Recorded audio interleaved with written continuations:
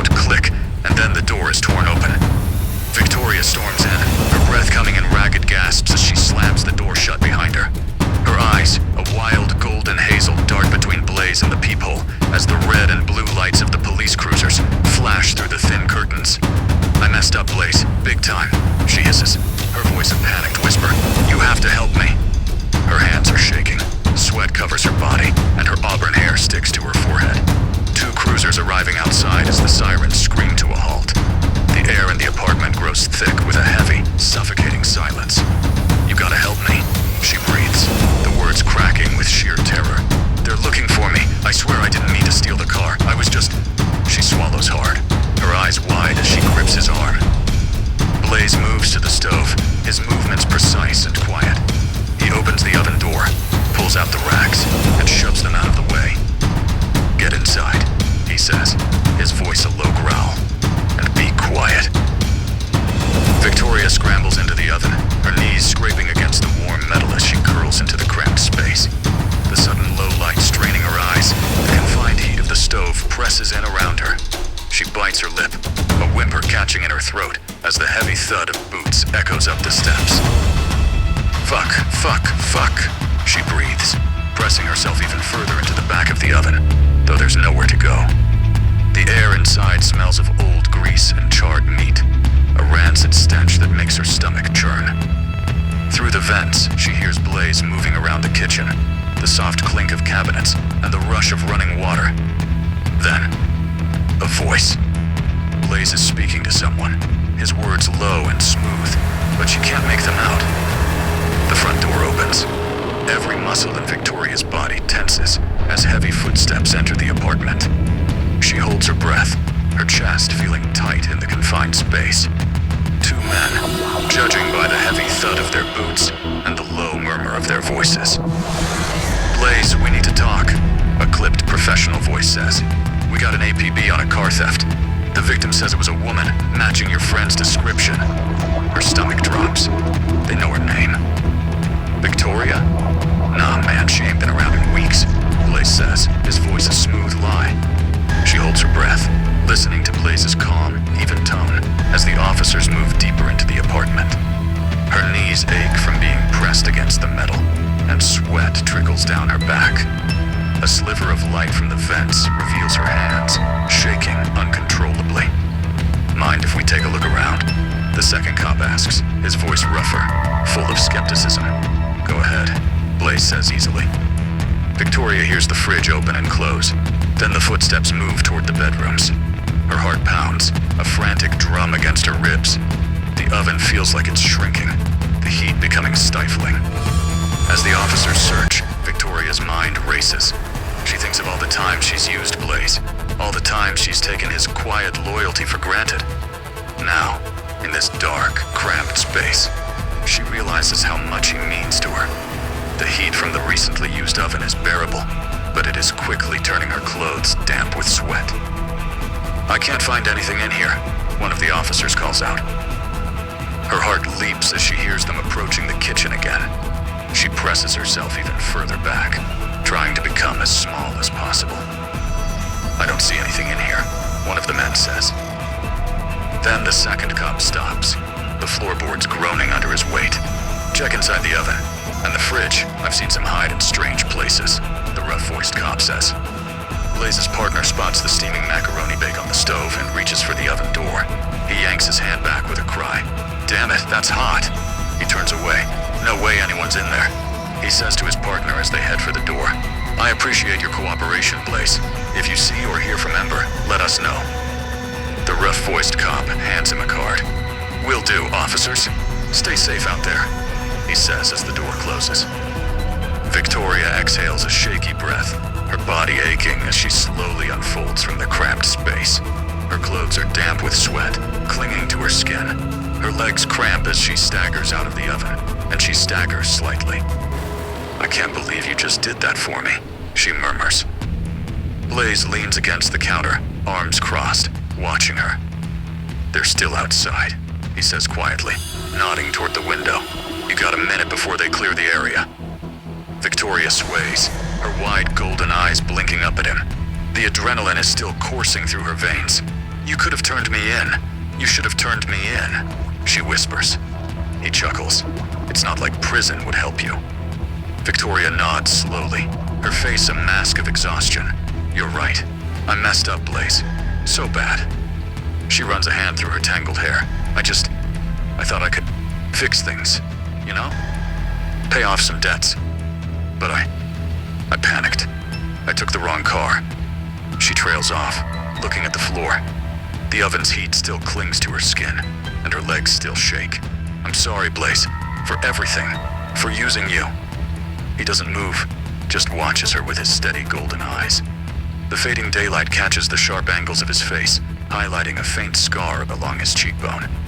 Don't apologize, he says finally. If you want to make it right, that's different. But don't waste time on sorry words. Victoria swallows hard. She reaches up to adjust her collar, then freezes as she sees the grease smudges on her fingers. Shit, she mutters. Here, Blaze says, pulling a clean dish towel from a drawer. He tosses it to her. She stares at the towel before using it to wipe her hands, the rough terry cloth scraping at her damp skin. Thanks, she murmurs, folding the towel with unsteady hands. The silence in the apartment feels heavy, weighted with everything left unsaid. She can still smell the faint cologne of the officers. As the police cars drive away, Blaze sits on the couch and puts on a random YouTube video. Victoria sits down next to him, her fingers twisting the dish towel. Your friends, he says at last, his voice casual. You really think that car was just about money? She shifts uncomfortably. I don't know anymore, she says, acutely aware of the sweat clinging to her body. She glances at the screen, an old movie trailer playing silently. Blaze stares straight ahead, but she can tell he's not really watching. You ever think maybe they just do bad things and don't care? He asks, his eyes still fixed on the screen. The question hangs between them. Victoria exhales slowly. I don't know, she admits. I don't know what they want from me anymore. Just more and more. Like I can never do enough to make it right. She looks at him. Really looks at him. His face is unreadable, but something in the set of his jaw makes her feel seen. Blaze finally turns his head, meeting her eyes. That's how they work, he says simply. They hook you in, make you think you owe them. Then the debt gets bigger and bigger, until there's no escaping it.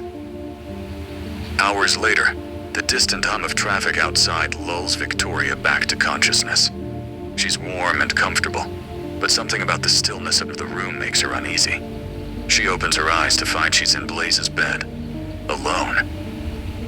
The sheets hold his familiar scent, something faintly woodsy. She rolls onto her back, staring at the ceiling fan, its slow rotation stirring the air. A single lamp casts a soft glow across the room, leaving most of the corners in shadow. She glances at the clock on the nightstand. 3:17 a.m. The bedroom door is ajar, letting in a sliver of light from the living room. She listens for a moment. No snoring, no movement from the couch. A tightness forms in her chest. Carefully, she pushes back the covers and pads toward the door. The wood floor creaks under her feet. The living room, dark except for the glow of the TV screen. Blaze is still there, lying on his back with one arm thrown over his face. His chest rises and falls in a slow, even rhythm. She hovers in the doorway. The faint light catches the line of his throat, the shadowed hollow below his Adam's apple. You gonna stand there all night or come sit down? He says without moving. Victoria startles. You're awake. He lowers his arm, turning his head to look at her. The blue light from the TV paints one side of his face, the other half swallowed by darkness. Not really, he says. She moves to the couch, and he holds the cover open. She climbs under the blanket with him. He puts an arm around her, and she nestles in, feeling the steady thump of his heartbeat. I don't know what I'm doing anymore, she whispers. His fingers tighten slightly around her shoulder. You could start by stopping, he says. Stop taking their calls. Stop driving their cars. The words rumble through his chest against her. She closes her eyes, inhaling his scent deeply. A part of her feels she should get up and put space between them, but she's too warm, too comfortable, too tired of fighting. I know, she murmurs, but it's not that easy. He shifts, turning onto his side to face her better. His free hand comes up to brush a strand of hair from her forehead, his touch delicate. It is that easy, he says quietly. You just have to make a choice. The next morning, she stirs feeling rested. She closes her eyes, replaying the sensations of the night before. She stretches, and Blaze appears with 2 plates of food. Eggs with liquid yolks, bacon and buttered toast, he says, handing her a plate. Accepting the food with a sleepy smile, she props herself up against the pillows. The sunlight streaming in through the blinds, giving her hair a brilliant reddish golden glow. Making a sandwich with the toast and eggs, she takes a bite. The warm yolk running over her fingers as Blaze settles beside her with his own plate. This is amazing, she murmurs around a mouthful. You're a better cook than I remember. He smirks, taking a bite of bacon. Had time to practice while you were gone. He pauses. Honestly, got better at it to impress you, he says, smiling softly. She freezes mid-bite. You? Really? The words come out soft, uncertain. He nods, reaching out to wipe a smudge of yolk from the corner of her mouth with his thumb and a napkin. Knew you'd come back eventually, he says, his words casual but with something heavier beneath them. Figured I'd be ready when you did. She swallows hard, her heart thudding against her ribs, setting her plate aside and turns to face him, drawing her knees up to her chest. You have no idea how much I missed this. His eyes lighten as he sets his own plate down. I do, he says quietly, because I missed it too. She reaches for him, her hand coming to rest on his chest. I was so scared, she admits, scared of how much I cared, scared of what it meant, scared of what I'd have to give up. His hand covers hers, pressing it more firmly against his chest. Still scared? He asks. Victoria shakes her head slowly. Yeah, but I don't want it to stop this anymore. He lifts his free hand to brush away a tear, his thumb tracing the path it would have taken. His touch is gentle, but his eyes burn with intensity. Then don't, he murmurs. Just stay. She lets out a shaky breath, nodding. He moves closer, his other hand coming up to cup her face. The kiss that follows is different, gentler, slower, but no less intense. When he finally pulls back, her eyes flutter open to find him watching her with an expression she can't quite name. I won't, she promises, her voice thick with emotion. I swear to you, Blaze, I'm done running. Waking a few hours later, Victoria stretches and rolls toward Blaze, finding his side of the bed empty. The sheets are still warm. The room smells of him. She finds him outside on the balcony, dressed in a loose linen shirt and shorts. He's leaning against the railing, staring at the city skyline, holding a steaming mug of coffee. Hey, she says softly, stepping out beside him. Looking over, he smiles. So, what exactly happened anyway? How did you steal a car? She leans against the railing, a soft, rueful laugh escaping her lips. Well, let's just say I've picked up a few tricks over the years. She glances at him, a mischievous glint in her eyes, even as a shadow of guilt flickers across her face. He scoffs, shaking his head. Not really.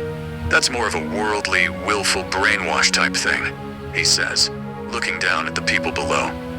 He points to a flickering ad for mobile VR games, images of creature-human mixes appearing, and then an ad promoting segregation by power levels. Another ad follows, with scantily clad canine and human women. Blaze looks back out over the city, a look of displeasure on his face.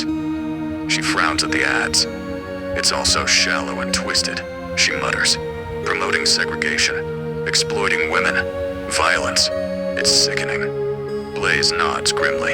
It's the world we live in now. He gently pushes her back as a cruiser drives by on the street below. I think you might want to dye your hair and lay low. You're kind of famous. Or infamous anyway. She chuckles. What do you mean? It was just a car. Nobody really cares about that. He rests against the wall. That's usually true. Where was that car located? Victoria shifts uncomfortably. It was, in the parking garage of the Hilton downtown. She looks at him sheepishly. I may have left a bit of a mess. Broke a few windows, knocked over some potted plants. Blaze lets out a low whistle, shaking his head. Vic, you're playing with fire. Which Hilton garage was it? Victoria avoids his gaze. The one connected to the Hilton Metropole, she admits. I needed to get out of there fast. Blaze's eyes widen. That's the fanciest Hilton in the city, he says quietly. Was it the gated-off high-security area of the garage and a 2030 Chevy Suburban? Victoria's eyes widen. How did you... That's the hot ticket item right now, he explains, his voice tight. There's a bounty out for it, big enough to attract some serious heat. It's just an SUV, she says. Blaze sighs heavily. No, Victoria, it's not just an SUV. It's a high-end, heavily modified vehicle that's in extremely high demand right now, because it was carrying the latest in drone technology, and since it's been missing, the virus meant to be transported for the military is also missing. Victoria's eyes widen as the implications sink in. The virus. You mean the one that could wipe out the human population if it fell into the wrong hands? She asks, her voice barely a whisper. Blaze nods grimly. Precisely. And now it's out there somewhere, along with the drones that could disperse it. She laughs nervously. You're joking, right? No one would put something like that in a parking garage. Blaze shakes his head, his expression grim. I wish I was, Vic. But I'm not. This is serious shit we're talking about here. The kind of thing that could bring the whole damn city to its knees if it gets out. He looks at her intently. And now, you're mixed up in it. Victoria's heart pounds as the gravity of the situation sinks in. She feels the blood draining from her face as Blaze's words echo in her mind. Her hands tremble slightly as she raises them to cover her mouth. I didn't know, she stammers, her voice shaking. They never said anything about a virus or drones. A few minutes later, they are on the couch watching the breaking news. An anchor woman reports on the virus. Some had warned that the rejuvenation serum could mutate like the thought-to-be stable version. A virus-like youth product, meant to reverse the effects of old age, has instead turned into the most deadly substance on Earth. The biotech firm that created the serum is about to be on air with us as well, to talk about side effects and what to look out for. A hologram appears, a ghostly, bluish-white image of a man. We have a public meeting to address the issue that will be announced after this cautionary announcement. The serum is indeed extremely dangerous. For unknown reasons, it seems time was a factor in its inevitable mutation. Victoria feels her mind grow foggy for a moment, then a warm trickle on her lip, and the metallic smell of blood. Blaze leaps up, his eyes widening in alarm as he sees the blood trickling from her nose. Vic, are you okay? He asks urgently, grabbing tissues and pressing them to her face. She blinks rapidly, trying to clear the sudden haze from her vision. I think so, she mumbles, her voice muffled. It's just the blood. The man on the news continues. Well, Chelsea, symptoms may include but are not limited to weakness, fatigue, mental fog, spells of disorientation, nose or ear bleeds, violent outbursts, feelings of hunger, immunity to pain, and brain activity more like a stroke or seizure. The anchor woman chuckles. If I'm hearing you correctly, that sounds like zombies. Blaze's grip on the tissues tightens, his knuckles turning white as the blood drains from his face. Holy shit, he breathes. Vic. He turns to her, his expression a mix of shock and horror. You're showing symptoms. You've been exposed to it somehow. Victoria's eyes widen in shock and fear.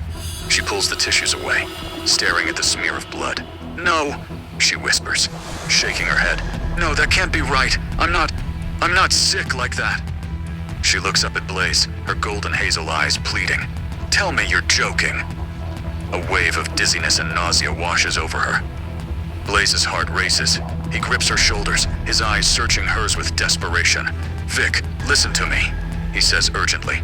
I know this is scary, but we need to face the facts. You're showing symptoms." Breathing heavily, she clutches his hand tightly, her fingernails digging into his skin. "I don't feel right," she gasps. "Blaze, what's happening to me?" He swallows hard, his free hand coming up to cup her cheek, wiping away the blood with his thumb. "I don't know, Vic," he admits, his voice rough. "But you need to stay here and wait for me to come back, okay?" His jaw clenches as his mind races. "I'll be right back," he says firmly, his eyes locked on hers. "Stay here, no matter what." On the street, Blaze heads towards the downtown area, towards the Serum Biotech Company. He strides purposefully down the crowded street, his mind churning with a cocktail of fear, anger, and determination. He weaves through the sea of oblivious people, heading towards the towering skyscrapers that mark the financial district. His destination, the headquarters of Serum, the company responsible for the cursed serum. He walks into the building, passes through the metal detectors, and approaches the front desk. "I saw the news earlier," he says. "My TV quit on me. What do we do if we find a person affected? And what happens to them?" The receptionist, a woman with a tight bun and a pinched expression, looks up. "I'm afraid I can't discuss specifics with you, sir," she says. "But if you suspect someone has been exposed, you should contact the CDC hotline immediately." She rattles off a number. In the meantime, try to keep the person calm and isolated. "Is there a cure?" he asks. The receptionist's expression softens slightly. "I'm afraid there is no known cure at this time," she says gently. "The virus is highly virulent and mutates rapidly, making it difficult to treat. Most infected individuals do not survive." She pauses, her voice dropping to a whisper. "Those who do survive often suffer from severe neurological damage. The best thing would be," she whispers, as if afraid, "the best thing would be to destroy the brain before then. Most turn to what most call zombies." Blaze nods. "I'll keep that in mind." He turns to leave. As he reaches the door, a man steps out of a black SUV and walks right up to him. "Mr. Seed, hope your friend is doing as well as you are right now. Follow me, unless you want the sniper on the adjacent roof to make this a short meeting," the man says, walking back into the building. Blaze's heart pounds as he follows the man back into the lobby of the Serum building, his mind reeling from the receptionist's grim words. The man leads him to a private elevator. Just as the doors are closing, Blaze sees the receptionist looking their way. A man steps out of a hidden door behind her, pulling out a modern 1911. He points it at the back of her head and fires point blank. The bullet and gases bursting through her face. The last thing Blaze sees before the doors close is a cloud of red and gray. Blaze's stomach lurches. He staggers back, colliding with the wall of the elevator. His mind races, trying to process the brutal murder. The man next to him smirks. She was a nice lady. Too bad she couldn't keep her mouth shut. His stomach churns. He clenches his fists, his nails digging into his palms. "What the hell do you want with me?" he demands, his voice low and dangerous. The man chuckles, a cold, mirthless sound. "Ah, Mr. Seed, always so direct." The elevator dings, and the doors slide open, revealing a lavishly appointed executive suite. The man gestures for Blaze to step out, his eyes glinting. "After you, Mr. Seed. We have much to discuss." Blaze steps out warily, his gaze sweeping over the opulent furnishings and floor-to-ceiling windows. It's clear that whoever runs this operation has deep pockets and even deeper secrets. The man settles into a high-backed leather chair behind a massive desk. "Please have a seat," he says, gesturing to the chair across from him. Blaze hesitates for a moment before sinking into the chair, his posture tense. The man leans back. "You're a hard man to track down, Mr. Seed," he muses. "But then again, I suppose that's to be expected, given your unique line of work." Blaze's jaw tightens. "Who are you?" The man chuckles, a low, unpleasant sound. "Ah, right to the point. I like that about you, Mr. Seed." He leans forward, his elbows resting on the desk. "My name is Damian Blackwood. I'm the CEO of Serum, and I believe you've had the misfortune of being exposed to one of our experimental treatments." Blackwood's eyes gleam with a predatory intensity. But I'm sure you're not here to discuss my resume. You want to know about the serum, don't you? His lips curl into a cruel smile, the one that's turning your little friend into a ravenous monster. Blaze's fists clench involuntarily. He leans forward, his voice low and dangerous. What the hell did it do to her? He growls. Blackwood chuckles, a cold and mirthless sound. Oh, come now, Mr. Seed. He leans back in his chair.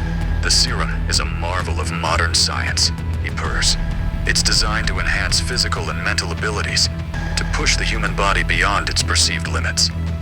But like all great innovations, there are side effects. Blaze's eyes narrow. Side effects like turning people into rabid monsters? He growls. Blackwood chuckles, a rather crude way of putting it, but I suppose it's accurate enough. He leans forward. But here's where things get interesting, Mr. Seed. The serum is still in the experimental phase, and we're always looking for willing test subjects. He pauses, then continues. Victoria is proving to be an exceptionally resilient specimen. We'd very much like to study her further. His golden eyes widen in horror. You bastard, he says, starting to move, but a red glare in the window makes him pause. Looking past the glass, he sees the glint of several scopes facing into the sun, and a warm spot on his forehead. A laser sweeping by his eye, causing him to turn away. He glares at the man before him. Blackwood's eyes gleaming with malice, he smirks. Now, Mr. Seed. There's no need for such language, and they only act if I give the signal. We're simply conducting research for the greater good. He smirks. Think of the advancements we could make, the lives we could save. All it takes is a little sacrifice.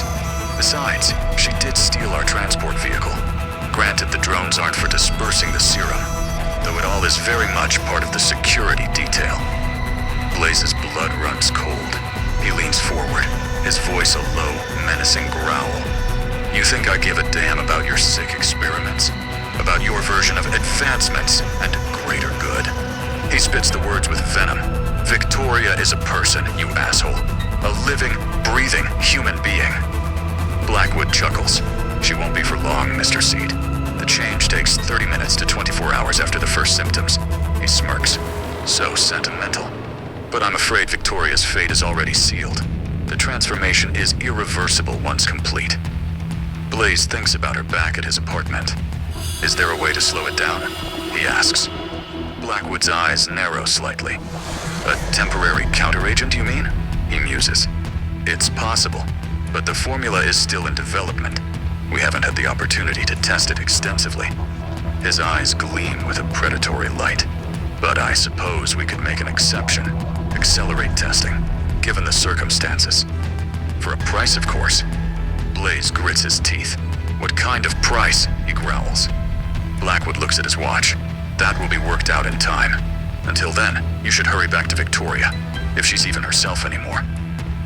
Blaze surges to his feet, his chair clattering to the floor. This isn't over, he snaps, as he rushes toward the elevator, his mind racing with the horrific possibilities of what Victoria might be going through. As the elevator doors slide closed, Blaze's hand hovers over the button for the lobby. He hesitates for a moment, a sudden thought striking him. In the lobby, the door opens, and another woman is sitting at the reception desk. The scene spotless with no sign of the murder he witnessed. Who are these people? He thinks as he strides out of the building, his mind reeling as he hurries home. Blackwood's vague promises and hidden agendas. Surely a double-edged sword with a bladed handle. He thinks.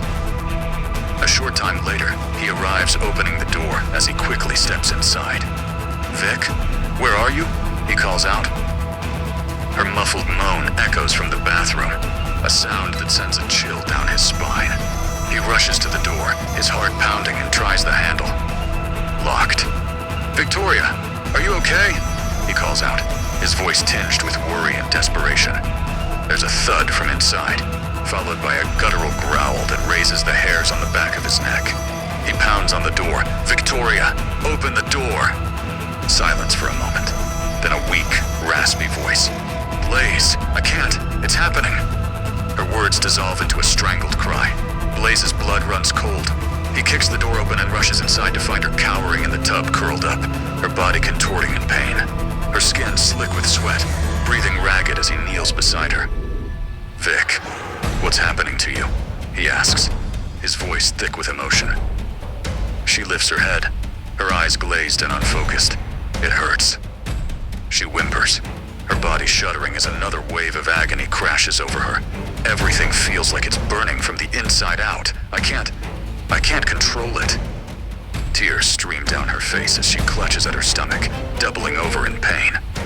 His hand hovering uncertainly over her trembling form. "Tell me what I can do," he pleads, his voice cracking with desperation. She pulls back. "No, just stay away," she says angrily. His heart wrenches at Victoria's anguished plea, the pain in her voice tearing through him like shards of glass. He knows he should heed her warning, should put distance between them for his safety. But the thought of abandoning her in her darkest hour is unbearable. "I'm not going anywhere," he vows fiercely, his jaw set with determination. "We'll get through this together." Just then she leaps onto him and lunges to bite, her body moving with an inhuman speed and strength. He throws up his hands, managing to deflect her snapping jaws just inches from his face, the force of her impact sending them both crashing to the floor of the bathroom, Blaze's head cracking against the tile. Stars explode behind his eyes as Victoria straddles him, her face a grotesque mask of fury and pain. Lunging again, he holds her off as they struggle. Her body convulses above him, her muscles rippling beneath her skin as she writhes in agony. Her eyes, once a vibrant gold, now glow with an eerie red hue, pulsing in time with her erratic heartbeat. His head throbs from the impact with the floor, his vision blurring at the edges as he grapples with the woman he once knew, her hands gripping his throat tightly. "Vic, it's me."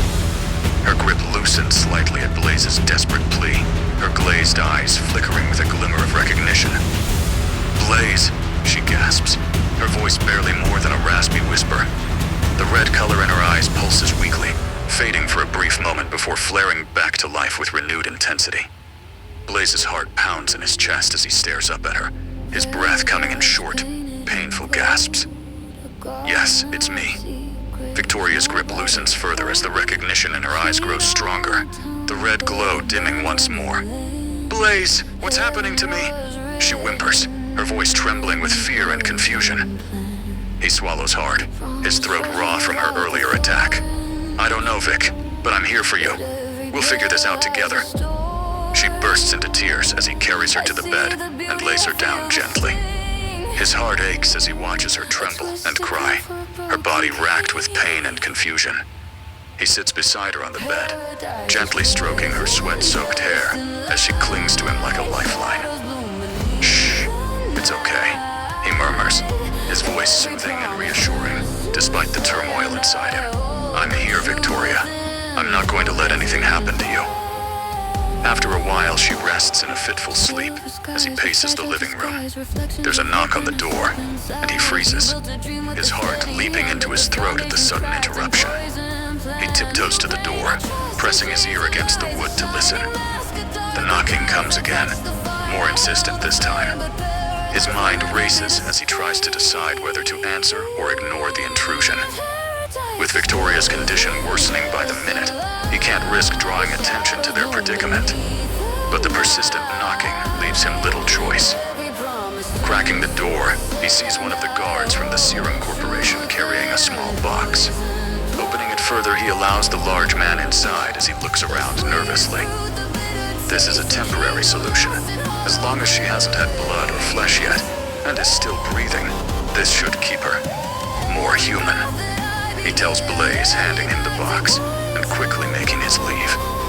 Blaze opens the box with trembling hands, revealing a high-tech auto-injector filled with an amber liquid.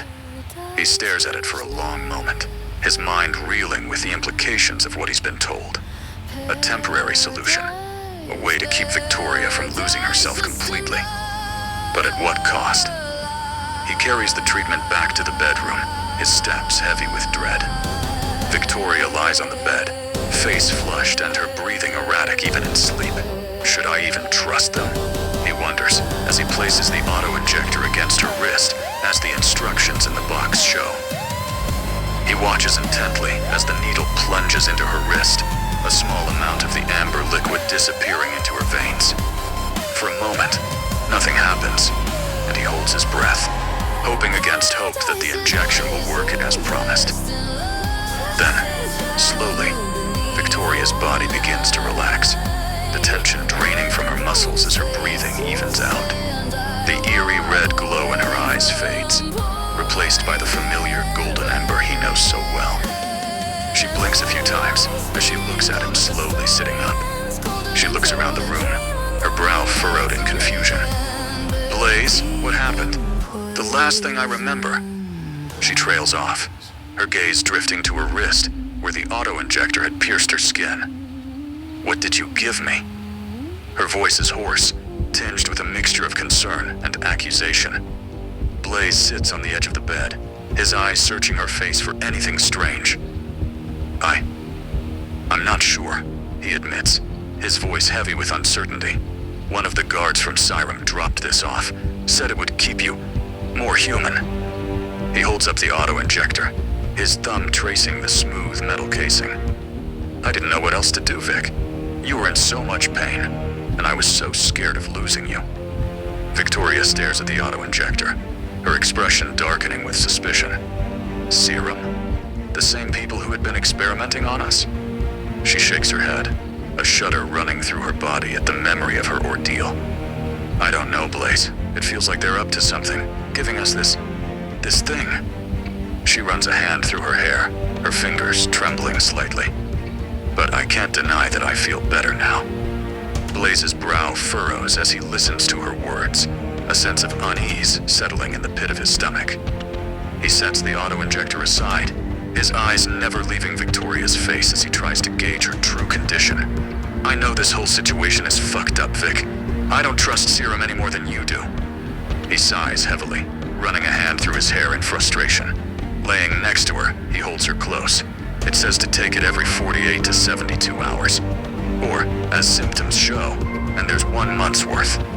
He tells her relaying the info within the box. Nestling into his embrace, her body still trembling slightly from the aftershocks of her ordeal. She takes a shuddering breath, her fingers curling into the fabric of Blaze's shirt as she clings to him for support. 48 to 72 hours, she murmurs, her voice barely above a whisper. That's not much time. Both having eaten and returned to bed, as they lay there in the darkening room, Blaze glances at her fast asleep. Victoria's breaths come slow and steady, her body finally at rest after the torment of the day. Blaze watches her sleep, his heart aching with a mixture of relief and dread. The temporary reprieve granted by Serum's injection hangs over them like a dark cloud, a reminder of the precarious nature of their situation. He traces a finger lightly along the curve of her jaw, marveling at the softness of her skin and the peaceful expression on her face. Finally, sleep finds him, the black of dreamless sleep, silent and peaceful. A heavy weight upon him causes him to stir, confused a moment as he looks up at Victoria, her eyes shining a light golden amber color as she looks down at him. Blaze? Victoria's voice is soft, barely a whisper as she leans over him, her hair falling around them like a curtain.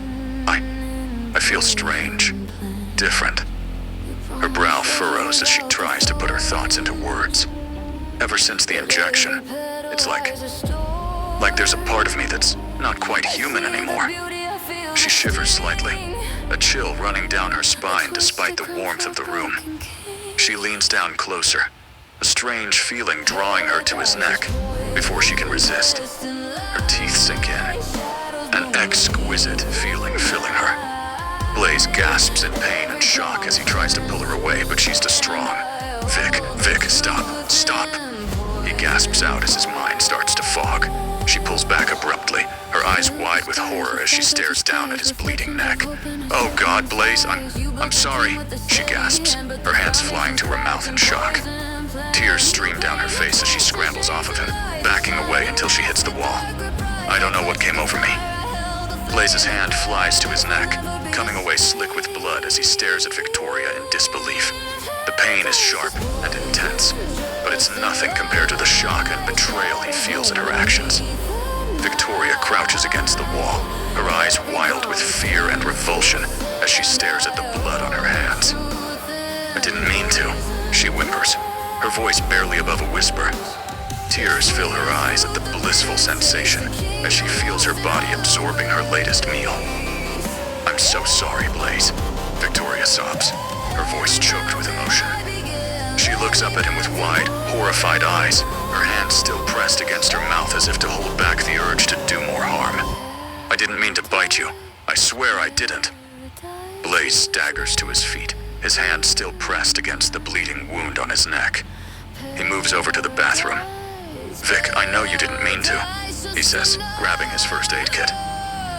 Victoria remains crouched against the wall, her body shaking with sobs as she watches him tend to his wound in the bathroom. The metallic taste of his blood still lingers on her tongue, a sickening reminder of what she had just done. As the minutes tick by, the initial shock begins to wear off, replaced by a growing sense of horror and self-loathing. "What am I becoming?" Victoria whispers to herself, her voice trembling with fear. She remains huddled against the wall, her eyes fixed on the bloodstained towel in Blaze's hand as he emerges from the bathroom. The sight of his wound, raw and angry against his skin, sends a fresh wave of nausea through her. She swallows hard, fighting back the urge to retch. "I don't know what's happening to me, Blaze," she says, her voice hoarse with emotion. He helps her up, leading her to the bed as he looks out of the window. In a room within the serum tower, Blackwood and his men watch closely. Blackwood smiles. "It's all going as planned. Now we just need to tie up a few loose ends," he says to a man standing nearby. "Are you sure you can handle it?" he asks. The man nods. "Buddy, this will be a piece of pie," he replies, looking at the screen. Blackwood raises an eyebrow. "You know it's cake, right?" The man chuckles. No, it's pie. Cake won't burn you, but pie," he says. The next morning, Blaze wakes to find Vic cuddled up to him. Slipping out of bed without waking her, he quietly cooks breakfast. He stands in the kitchen, the sizzle of bacon and the aroma of freshly brewed coffee filling the air. He cracks a few eggs into a bowl, whisking them vigorously as he tries to push the events of the previous night from his mind. "It's gonna be okay, Vic," he thinks as the eggs cook. Victoria stirs, roused by the smell. She sits up groggily, rubbing at her eyes as she takes in her surroundings. The events of the previous night come flooding back. She looks over as Blaze sits beside her. "Breakfast?" he asks, offering a plate. She hesitates for a moment, her appetite still dampened by the horrors of the previous night. But the aroma of the food is too tempting to resist, and she takes the plate with a weak smile.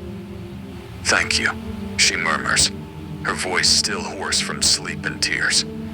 As she eats, she can't help but steal glances at him, her brow furrowed with worry and guilt.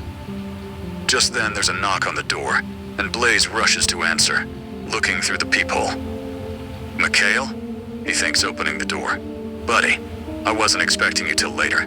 The agency isn't touching this one. Might need help," he tells him. Mikhail steps inside, his eyes taking in the scene before him with a critical gaze. He notices Victoria's haggard appearance and the tension between her and Blaze. "What the hell happened here?"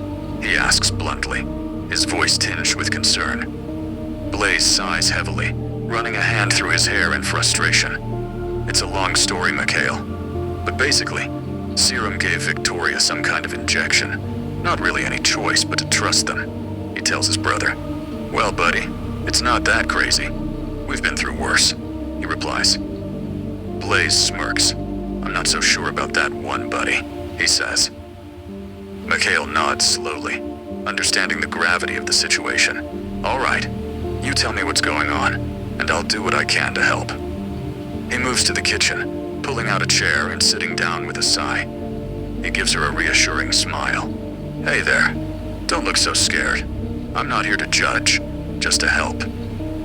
Victoria manages a weak smile in return, her fingers nervously twisting the fabric of her shirt.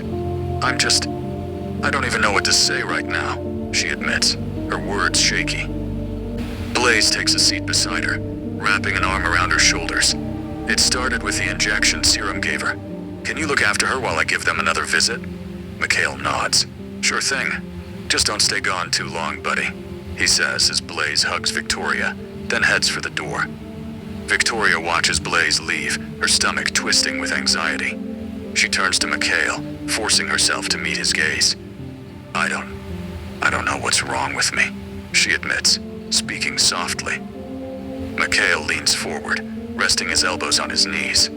Start from the beginning, he suggests. What happened after the injection? Victoria swallows hard, the memory making her feel sick all over again. At first, I just felt tired, she says, like I needed to sleep. Then I woke up last night, and it was like there was this voice in my head telling me to bite him. She covers her face with her hands.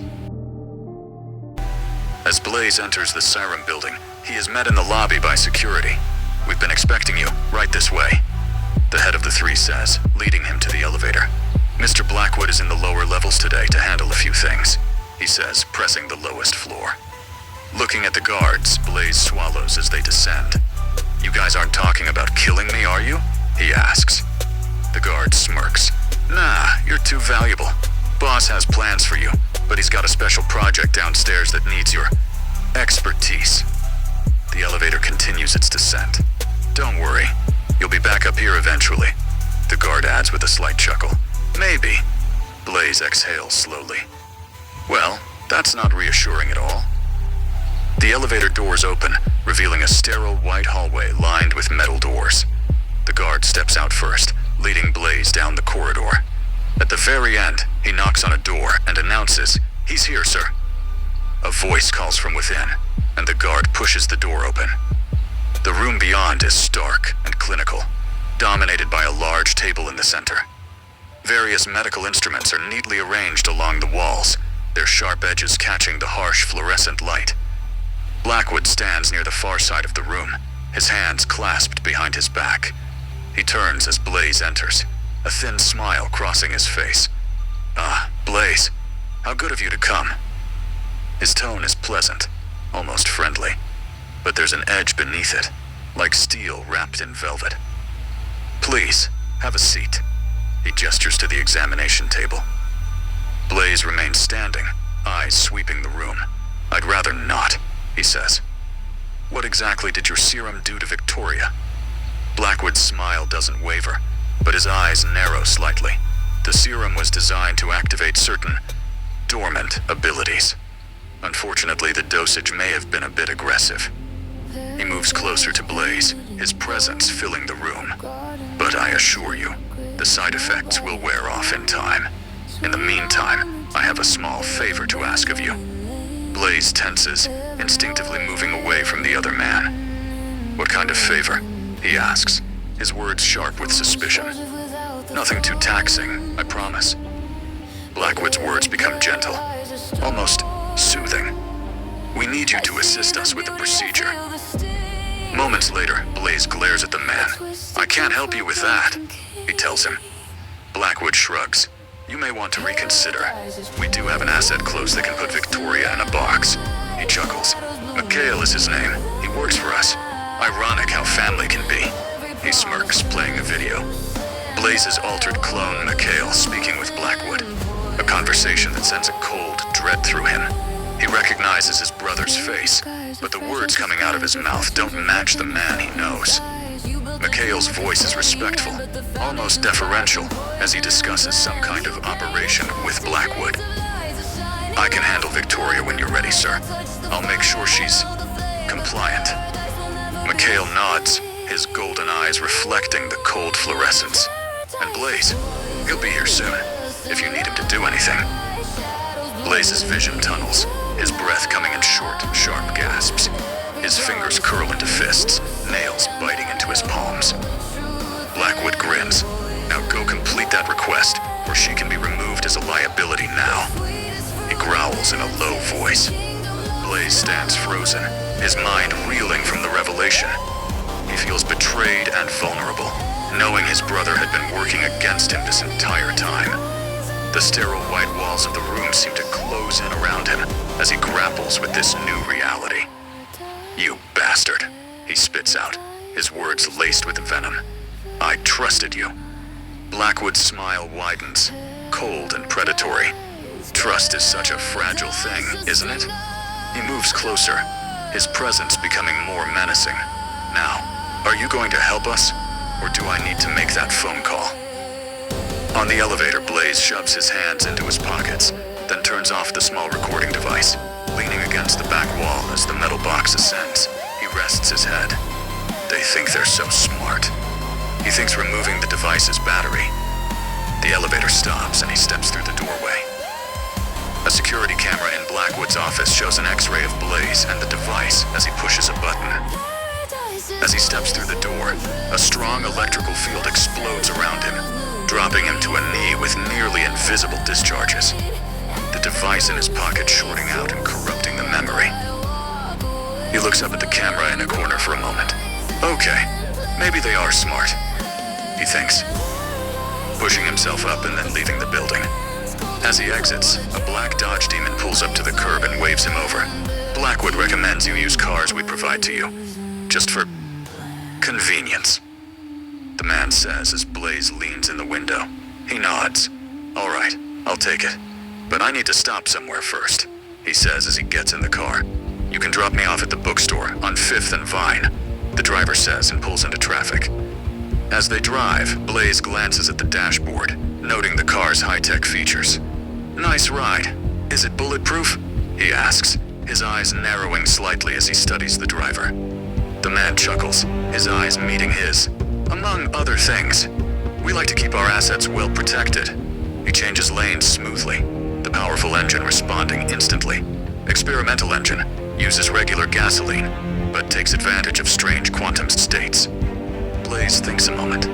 So it uses quantum effects that make the atoms give energy, and/or seem to jump through time-changing states without much energy input.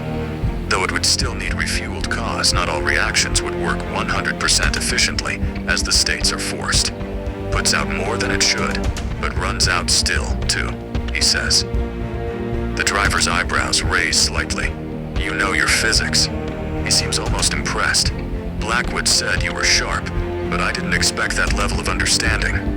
He navigates through traffic with practiced ease. The engine isn't perfect yet, but it's sufficient. Blaze leans back in the seat, studying the interior details. Sufficient to do what? Outrun bullets? Disappear when you need to? Or just get me where I need to go? He speaks with an edge, though his golden eyes remain calm, because it seems like Blackwood wants me to do something for him, and I'm not a fan of being used.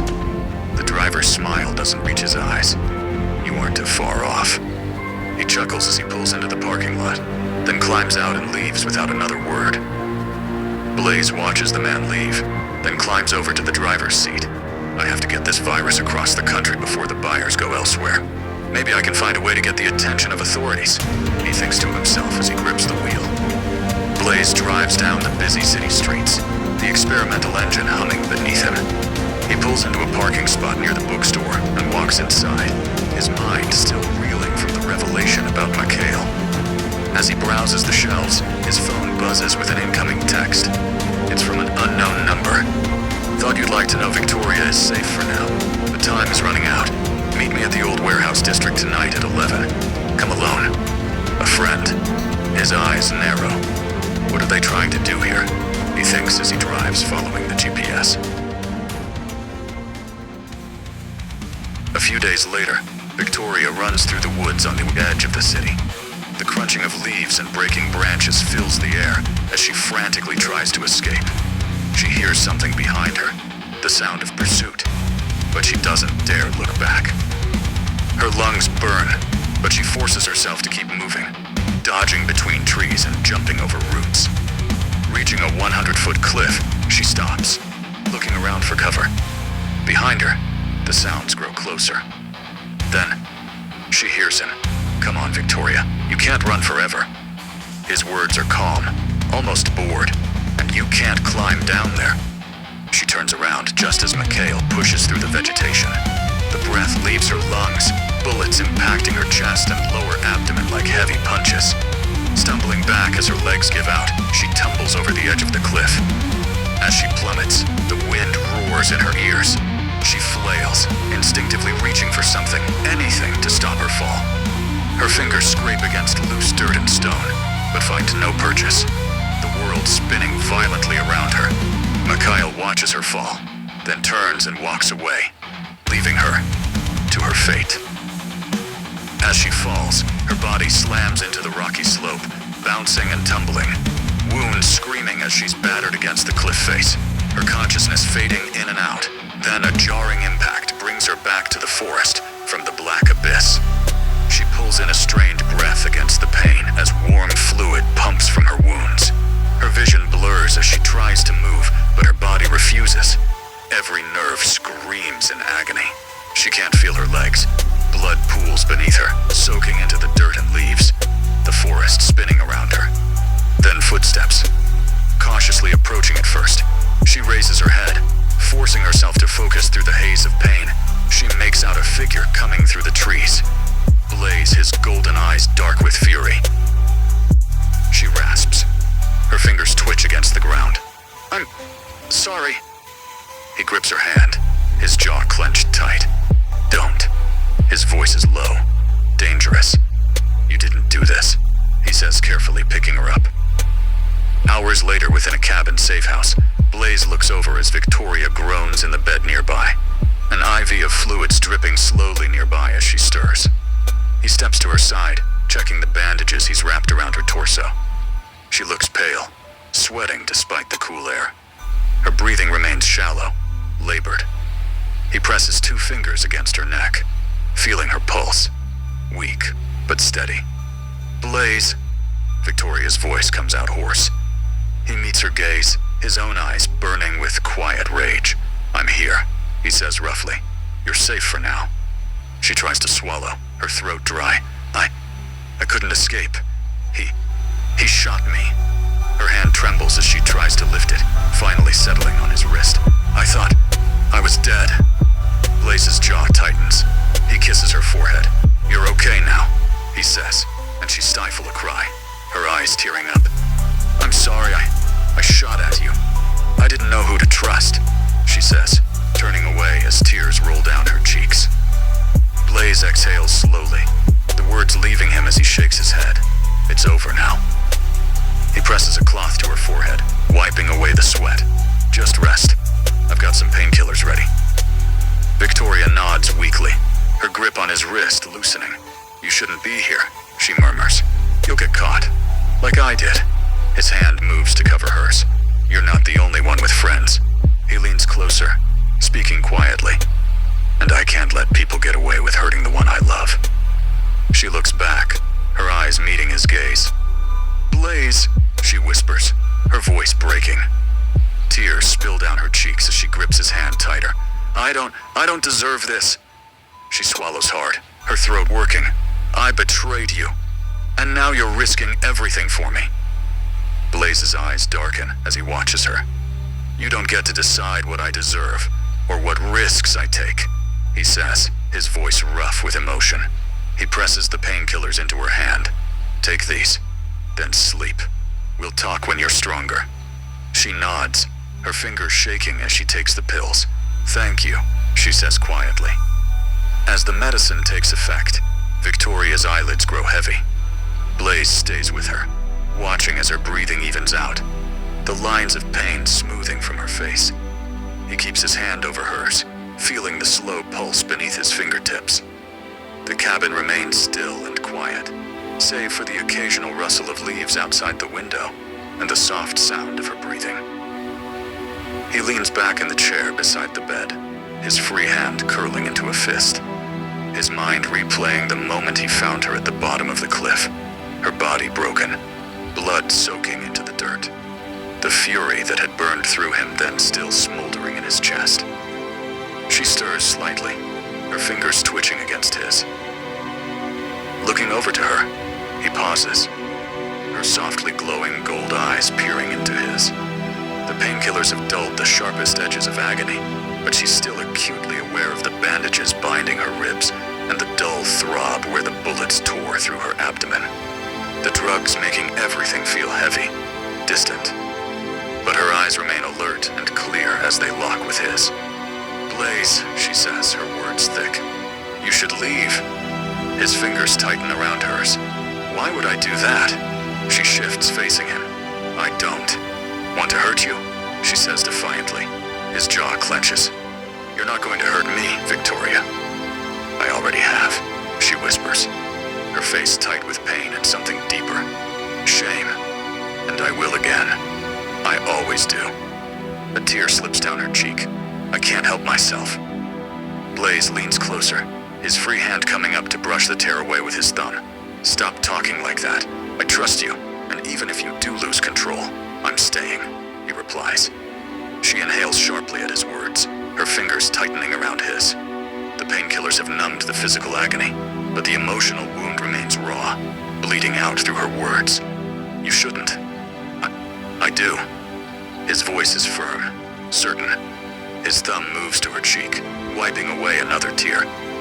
The space between them is heavy with unspoken words, with all the things neither of them has said aloud. Victoria's breathing hitches as she stares at him, her gold eyes glistening in the dim light of the cabin. "Blaze," she starts again, her voice breaking. "What if? Next time I can't stop myself." Laying in the bed next to her, he shrugs. "Guess I'll just wait for you in the afterlife then," he tells her. She laughs weakly at that, a dry, pained sound that turns into a shuddering breath. Her fingers slide up his wrist, gripping him tightly. "You're insane," she murmurs. "Or maybe I'm the one who's crazy for believing you right now." Blaze's lips quirk slightly, despite the gravity of the moment. "You can believe me," he says quietly, "because I'm not going anywhere." Victoria's grip loosens just slightly, her fingers tracing small circles against his skin.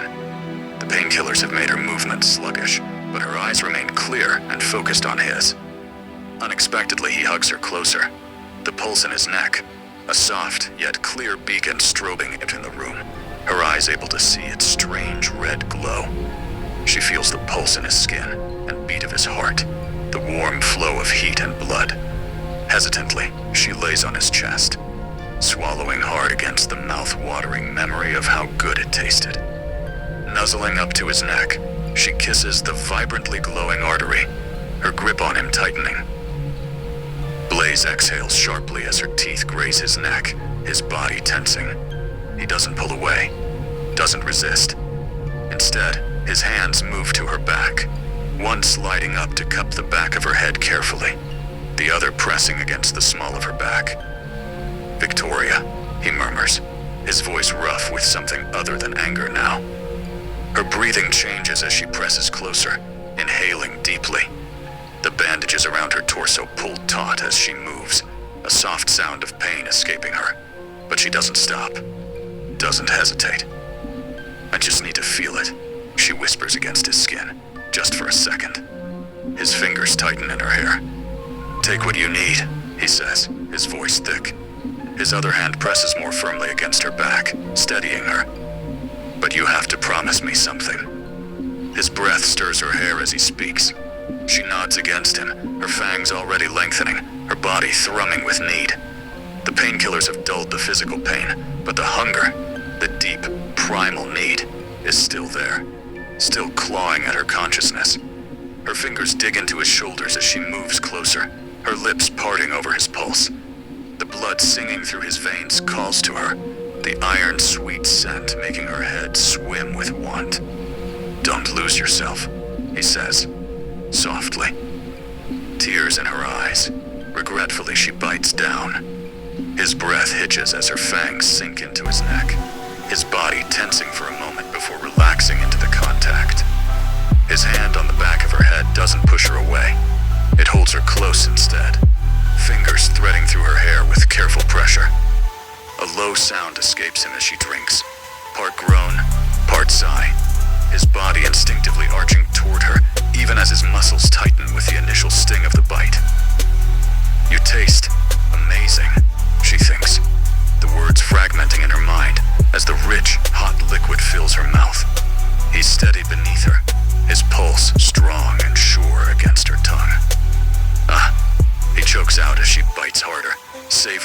essence, her body feeling electrified as each second she grows stronger. Steam rises from her bandages as the wounds heal rapidly, the heat of it burning Blaze's skin. Blaze's body trembles as Victoria drinks, his fingers tightening in her hair. His free hand slides down to rest on her hip, his thumb moving in small circles against the fabric of her shirt. She can feel his pulse quickening beneath her lips, the blood flowing faster as his body responds to her touch. The heat from her healing wounds warms his skin where she's pressed against him, the steam making the air thick and heavy. After a moment, he exhales shakily. "Victoria," he murmurs, his voice rough with something between pain and pleasure. His hand on her hip tightens slightly, not pulling her away, but grounding himself in the contact. Pulling away, gasping, her body sings with pleasure and new strength as she straddles him. She goes to move away, but he gently pulls her into an embrace. Kissing her softly, he smirks as his hands slip to her firm butt. "Wonder if this will count as playing with your food." He smirks. The taste of him still coats her tongue, his blood coursing through her veins like liquid fire. His hands pull her closer, the hard planes of his body pressing against hers through the thin fabric of their clothes. Victoria's fingers dig into his shoulders as she kisses him back, her tongue sliding against his with a hunger that has nothing to do with blood. His hands knead her flesh, each squeeze sending sparks through her nerves. She can feel the pulse in his throat beating stronger